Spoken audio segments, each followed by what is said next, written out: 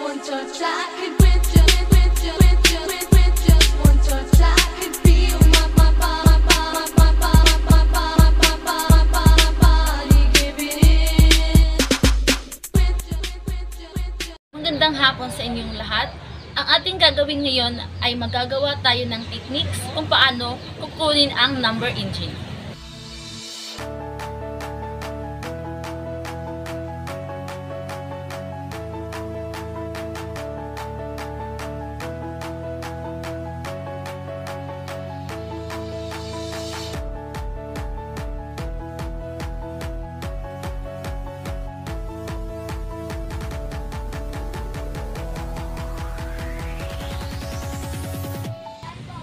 Next step natin ay itong carbo na ito ay ikakaskas natin dito sa engine.